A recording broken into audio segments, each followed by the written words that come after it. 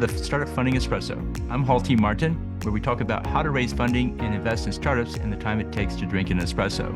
If you have a question about startup funding or investing, please go to the website, startupfundingespresso.com, and type in your question into the chat bot in the lower right corner to receive an answer. I hope you enjoy this episode.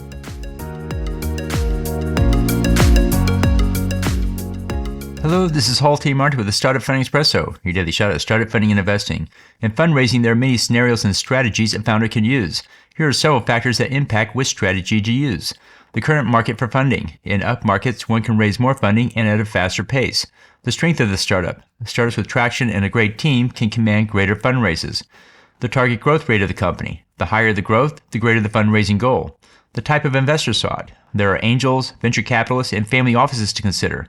Angels can be easier funding to acquire, VCs can invest greater amounts of money, and family offices can be patient money.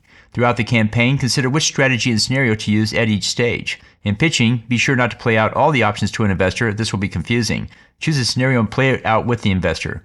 Consider these points in choosing the strategy and scenario of your fundraise. Thank you for joining us for the Startup Funding Espresso, where we help startups and investors connect for funding. Let's go start husband today. Hall T. Martin is the director of Investor Connect, which is a 501c3 nonprofit dedicated to the education of investors for early stage funding. All opinions expressed by Hall and podcast guests are solely their own opinions and do not reflect the opinion of Investor Connect.